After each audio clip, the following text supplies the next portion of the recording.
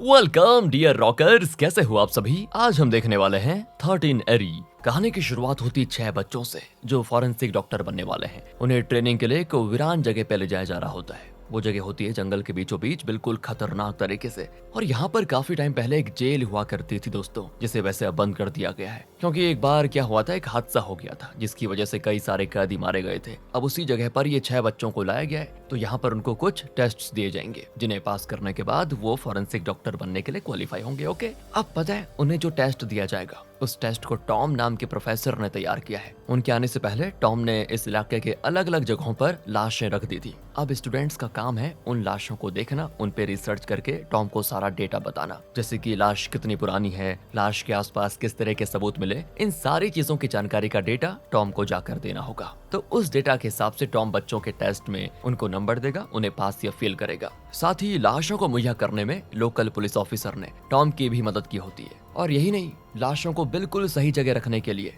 Officer ने Tom का साथ दिया था। मतलब इस तरह सारी चीजें होने के बाद लैरी नाम का बंदा, जो कि टॉम का असिस्टेंट है, वो 6 बच्चों को गाइड करते हुए टॉम के पास लेकर जा रहा होता है क्योंकि टॉम इसी जंगल में बने केबिन में काफी समय से रह रहा है। और सारे बच्चे उसको देखकर हैरान रह जाते हैं कि आखिर इतनी डरावनी जगह पर कौन टेस्ट करता है भाई। सभी को यहाँ पे डर लग रहा होता है, लेकिन लैरी का कहना होता है कि ये जगह बिल्कुल सही है क्योंकि अक्सर हथियारे लोगों को मारकर इस तरह की जगह पे फेंक देते हैं क्योंकि यहाँ ज्यादा कोई नहीं आता जाता इसीलिए। और ऐसी जगह पे तुम लोगों को काम करने का एक्सपीरियंस होना ही चाहिए, तो तुम्हारे लिए तो अच्छा है कि तुम्हें इस तरह का टेस्ट मिल रहा है। साथ ही दोस्तों वो उनको सावधान भी करता है कि जहाँ भी काम करना हो वहीं पे रहना, यहाँ वहाँ मत निकलना, क्योंकि मैंने सुना है कि यहाँ पे कुछ बहुत ही बुरी चीजें हुई थी। लेकिन क्या हुआ था आज तक सरकार ने वो बात सामने आने ही नहीं दी। अब ये सुनकर बच्चे जो पहले से डरे हुए थे और ज्यादा डर जाते हैं। अब जैसे ही बच्चे टॉम के पास आते हैं, वो सभी को रूल्स बताने लग जाता है कि देखो यहाँ पर एक दूसरे से कांटेक्ट करने के लिए कोई भी सिग्नल नहीं है, सिर्फ वॉकी टॉकी है। उसकी मदद से तुम मुझसे कांटेक्ट कर पाओगे। तुम टोटल 6 लोग हो, इसीलिए तुम्हारी बनेगी 3 टीम। हर टीम में 2 लोग शामिल होंगे और दोनों को एक साथ काम करना है। ये जगह याद रखना कोई पिकनिक स्पॉट नहीं है, इसलिए मस्ती मजाक सब छोड़ देना। अब इतना कहने के बाद टॉम लैरी को कहता है काम करो, इनको वॉकी टॉकी दो और बाकी की जरूरत की चीजें भी दे दो। लैरी भी जब सामान लेने जाता है ना, तो उसको सिगरेट पीने का मन करता है। वो सिगरेट जलाने के चक्कर में वहीं पर रखा हुआ एक डिब्बा गिरा देता है दोस्तों। उसमें किसी तरह का केमिकल रखा होता है। अब वो केमिकल कुछ वॉकी टॉकी और वायर्स पर गिरकर उन्हें खराब कर देता है। हालांकि लैरी तुरंत सामान बचाने की कोशिश तो करता है, लेकिन उस सामान को थोड़ा बहुत नुकसान हो चुका था। पर अब डांट से बचने के लिए वो टॉम को इसके बारे में कुछ नहीं बताता और ऐसा ही सामान दोस्तों उन बच्चों को दे देता है, जिसमें से 2 वॉकी टॉकी तो खराब हो गए थे। न जाने कब वो बंद पड़ जाएंगे, कोई कुछ नहीं बता पाएगा। तो वही ऑफिसर टॉम को कहता है कि देखो ये टेस्ट का ताम झाम कल सुबह तक पूरा कर लेना। कल सुबह मैं आऊंगा सारी लाशें लेने के लिए क्योंकि इनको मुर्दा घर में वापस भी रखना है। तो टॉम कहता है फिक्र मत करो, सुबह काम हो जाएगा। तो ऑफिसर भी ये सुनने के बाद चला जाता है दोस्तों। फिर टॉम सभी बच्चों से कहता है कि जल्दी जल्दी अपनी टीम बना लो क्योंकि तुम्हारे पास अंधेरा होने तक का टाइम है, बस उससे पहले तुम लोग अपनी रिपोर्ट तैयार कर लेना। तो सभी अपनी अपनी टीम बनाने में लग जाते हैं, जहाँ टीम ए में डैनियल और पैट्रिक नाम के बच्चे होते हैं, टीम बी में जॉश और रॉब नाम के, और टीम सी में 2 लड़कियां मेगन और केट होती हैं। अब जहाँ जहाँ स्टूडेंट्स जाते, टॉम अपने केबिन में बैठकर उन पे नजर रखे होता है। अब टीम ए को एक कार के पास भेजा जाता है जिसमें एक लाश रखी हुई है दोस्तों, और उन्हें उस लाश की जानकारी निकालनी है। टीम बी को एक बस में भेजा जाता है और वहाँ पर भी एक लाश होगी जिसकी उनको जानकारी निकालनी है। और टीम सी को एक लेक के पास भेजा जाता है, यहाँ पर भी एक लाश मौजूद है। तो सभी को इस तरह काम दे दिया जाता है और सभी लोग अपने अपने डेटा को कलेक्ट करने में लग जाते हैं।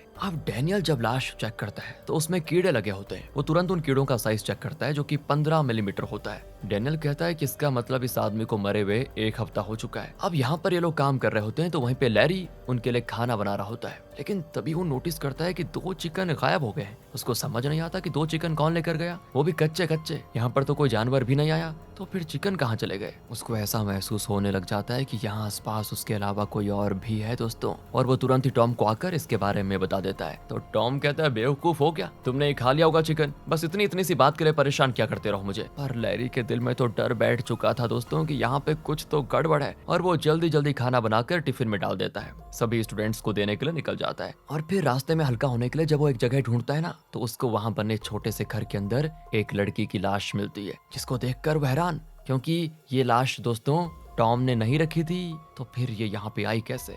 वो तुरंत मेगन और केट के पास आकर कहता है कि वहाँ उस घर के अंदर भी एक लाश पड़ी हुई है, उसे भी चेक कर लेना, मुझे लगता है काफी पुरानी लाश है वो। अब मेगन टॉम से वॉकी टॉकी के जरिए पूछती है कि सर क्या आपने एक और लाश रखी हुई है घर में? टॉम कहता है क्या कह रही हो, नहीं तो मैंने तुम तीनों के लिए सिर्फ एक एक लाश रखी हुई थी जो तुम लोगों को मिल भी चुकी है। लगता है इस लैरी ने ज्यादा नशा कर लिया होगा, उसकी बातों पे ध्यान मत दो। लेकिन लैरी तो जिद पे अड़ा होता है कि अरे मैं सच कह रहा हूँ, मैंने उस घर में लाश देखी, कोई मजाक नहीं कर रहा। इसलिए केट उसके साथ जाती है और तब उसको भी वो लाश सामने नजर आती है दोस्तों, जो कि एक लड़की की है, काफी बुरी हालत में, मानो हफ्तों से यहाँ पे पड़ी हुई हो। वो टॉम को इसके बारे में बताने की कोशिश करती है कि लाश की हालत क्या क्या है, लेकिन अब क्या है ना, वॉकी टॉकी का कनेक्शन ठीक से हो नहीं पाता और टॉम को कोई भी बात समझने में नहीं आती कि आखिर केट कहना क्या चाहती है। तभी लैरी को ऐसा महसूस होता है दोस्तों कि वो लाश सांस ले रही है, जो अभी के अभी उठ खड़ी हो जाएगी बस। ये देखते ही वो तुरंत चिल्लाते हुए केट के पास आकर कहता है कि वो लाश जिंदा है। तो केट भी उसको देखने जाती है। अरे यार तुम ना सिगरेट कम पिया करो, भ्रम हो रहा है तुमको, फिक्र मत करो, मैं टॉम की रखी हुई लाश के बाद इसकी भी जानकारी निकाल लूंगी। इतना कहकर वो चली जाती है। पर लैरी के सच में पसीने छूट रहे होते हैं। वो डैनियल और पैट्रिक को आकर कहता है कि देखो कुछ तो गड़बड़ है यहाँ पर, संभल कर रहना वरना बचोगे नहीं। और वो दोनों लैरी की ऐसी बातें सुनकर परेशान हो जाते हैं कि इसको हो क्या गया है। लेकिन तभी उनका वॉकी टॉकी भी खराब हो जाता है, क्योंकि जिस पे केमिकल गिरा था ना वॉकी टॉकी पर, वो इन दोनों को मिल गया था, इसलिए उनका कनेक्शन टॉम से हो नहीं पाता। पर तभी पैट्रिक को थोड़ी दूर कोई इंसान जैसी चीज भागते हुए नजर आती है। वो डैनियल को भी बताता है कि यार मैंने शायद अभी कोई भागता हुआ इंसान देखा। तो डैनियल कहता है कि अरे जंगल में कौन ही आएगा यार, तुम्हें लगता है कुछ ज्यादा असर हो गया इस लैरी की बातों का, चलो एक काम करते हैं, टॉम के पास चलते हैं, वो बता देगा हमें क्या करना है। इसलिए ये दोनों टॉम के पास जानने के लिए निकल पड़ते हैं। इधर केट अपना काम पूरा करने के बाद उस घर में मिली लाश की जानकारी इकट्ठा करने के लिए चली जाती है और तब तक मेगन जंगल में बने एक केबिन के अंदर से सारा डेटा जो उसने रिकॉर्ड किया था उसको लिखने में लग जाती है। पर दोस्तों उस घर के पास आते केट के होश गायब, क्योंकि वो लाश वहां पर मौजूद होती ही नहीं। उसको समझ नहीं आता कि यार लाश अपने आप कैसे जा सकती है। टॉम को कनेक्ट करने पर इस बार भी सिग्नल नहीं मिलता, तो वो सिग्नल ढूंढने के लिए जैसे तैसे थोड़ा आगे बढ़ती है। तभी वहां पर वो आदमी आ जाता है जिसको पैट्रिक ने भागते हुए देखा था।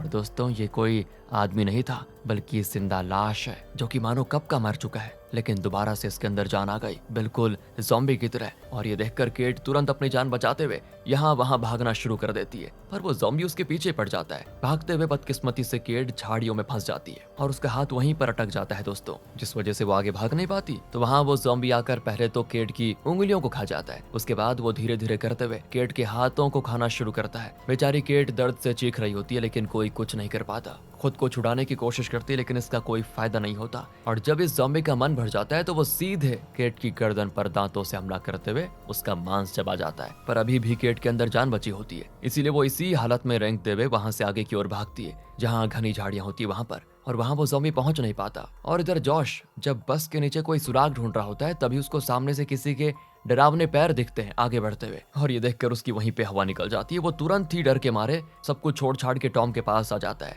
रॉब उससे कहता है यार मुझे अकेला छोड़कर मत जाना, मुझे रिसर्च पूरी करनी है। लेकिन जॉश उसकी एक नहीं सुनता, इसीलिए मजबूरन रॉब को भी काम छोड़ना पड़ जाता है और वो भी चला जाता है। दूसरी तरफ मेगन को जब दोस्तों केट काफी टाइम से नजर नहीं आती, तो वो भी उसको ढूंढने निकल पड़ती है। और जिस हालत में उसको केट नजर आती है ना, मेगन को तो सदमा लग जाता है। वो केट को केबिन में लाकर उसके खून को रोकने की कोशिश करती है, पर अफसोस वो केट को बचा नहीं पाती और वहीं पे अपना दम तोड़ देती है केट। मेगन को भी समझ नहीं आता कि केट के साथ क्या हुआ होगा। उसको लगता है कि कोई तो है जिसने केट की जान ली, कहीं ऐसा न हो वो मेरी भी जान ले ले। इसीलिए मेगन डर के मारे तुरंत केबिन की खिड़की दरवाजा बंद कर देती है, पर इस बात से अनजान कि किसी भी समय केट ज़ॉम्बी बनकर खड़ी हो जाएगी और उसकी जान ले लेगी। इधर लैरी भागे भागे टॉम के पास आकर कहता है कि सारे बच्चों को वापस बुलाओ, हमें यहाँ से तुरंत निकलना होगा वरना सबके सब मारे जाएंगे, क्योंकि यहाँ आते समय मैंने एक ज़ॉम्बी को देखा, वो हम सभी को मार डालेगा। टॉम कहता है कि पागल तो नहीं हो गए हैं? अरे ज़ॉम्बी सिर्फ फिल्मों में होते हैं, रियल दुनिया में नहीं। लेकिन दोस्तों जब तक ये दोनों बहस कर रहे होते हैं ना,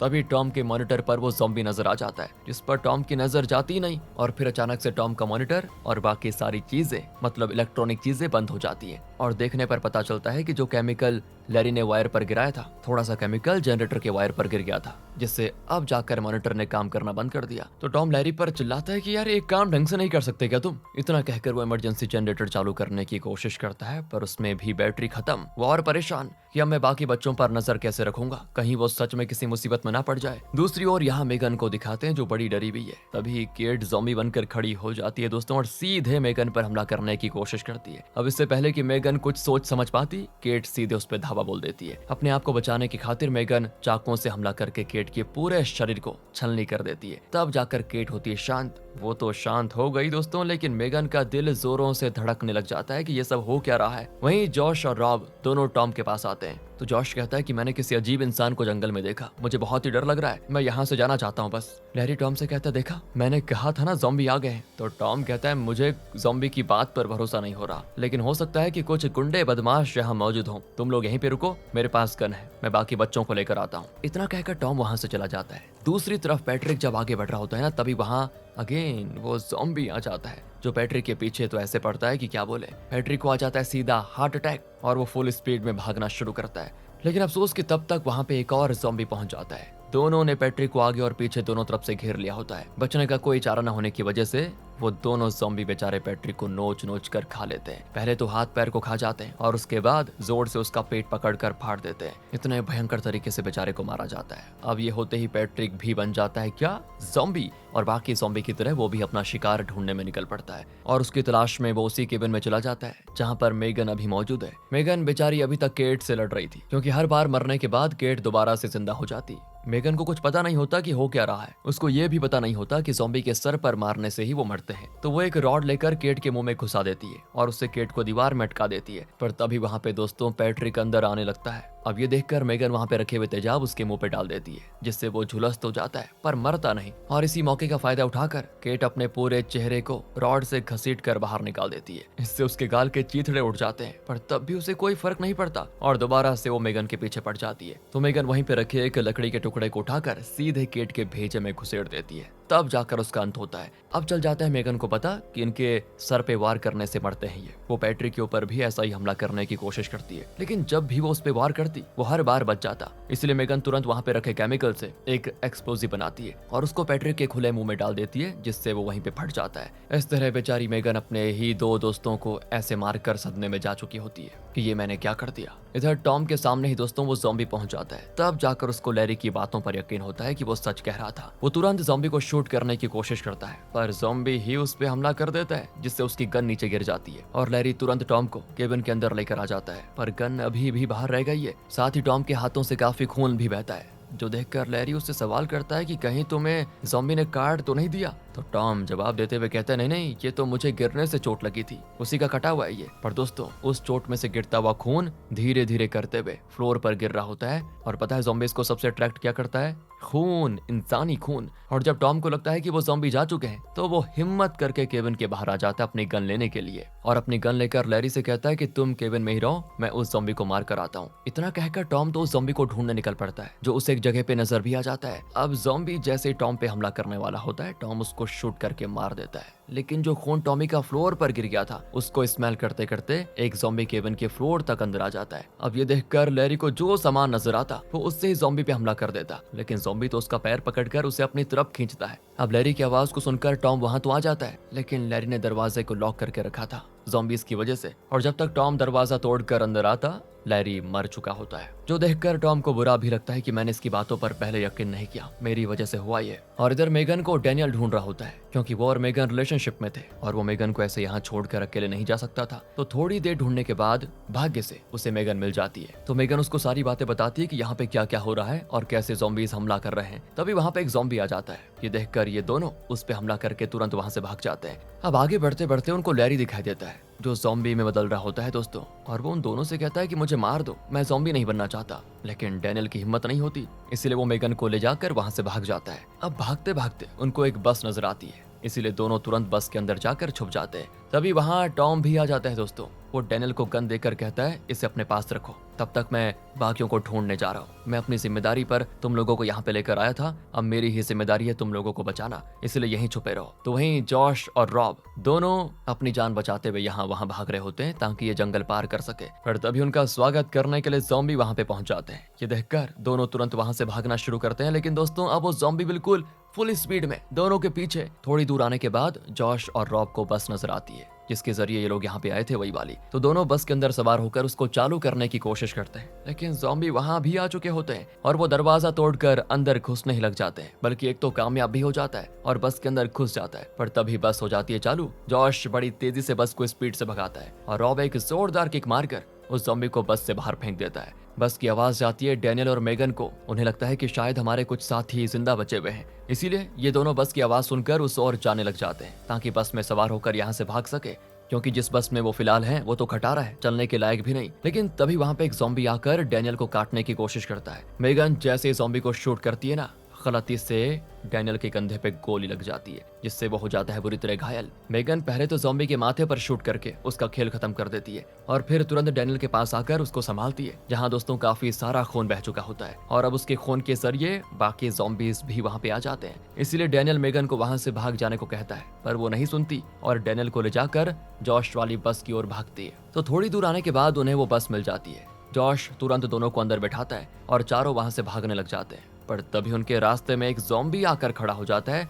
लेकिन जॉश बस नहीं रोकता, सीधे उस ज़ॉम्बी को कुचलकर आगे बढ़ जाता है। लेकिन तब एक और ज़ॉम्बी बस के पीछे से बस में चढ़ने की कोशिश करता है, तो जॉश तुरंत बस के पीछे घूमते हुए उस ज़ॉम्बी को भी मार देता है। दोस्तों अब ज़ॉम्बी तो मर गया था, लेकिन दुर्भाग्य से बस का गियर अटक जाता है, जिससे बस पड़ जाती है बंद और ये देखकर सभी पैनिक कर जाते हैं, चिल्लाकर पुकार रहे होते हैं कि कोई आ जाओ बचाने के लिए। पर वो ज़ॉम्बी कहाँ रुकने वाले थे, वो फटाफट बस में घुसने की कोशिश करते हैं। इसमें कुछ ज़ॉम्बी कामयाब तो हो जाते हैं और जैसे ही एक ज़ॉम्बी मेगन को काटने वाला होता है, डैनियल उसको शूट करके मार देता है। इतनी देर में जॉश बस को फिर से चालू कर देता है, लेकिन इस चक्कर में बस एक केबिन से जाकर टकरा जाती है और टक्कर इतनी भयानक होती है कि बेचारा रॉब वहीं पे अपना दम तोड़ देता है। फिर वो तीनों जल्दी से बस की मदद से इस इलाके से बाहर निकलने की कोशिश करते हैं, लेकिन बस में टक्कर काफी जोरदार हुई थी, जिससे बस में से धुआं निकलने लग जाता है। अब इससे जॉश को कुछ नजर नहीं आता कि उसके सामने क्या है। इस वजह से बस सीधे एक्सीडेंट होकर पलट जाती है। नीचे दबने से जॉश का पैर टूट जाता है, वो ढंग से चल भी नहीं पाता। ऊपर से बस भी खत्म हो चुकी थी, उसके बगैर वो बाहर नहीं जा सकते थे, लेकिन जान बचाना है तो भागना ही पड़ेगा।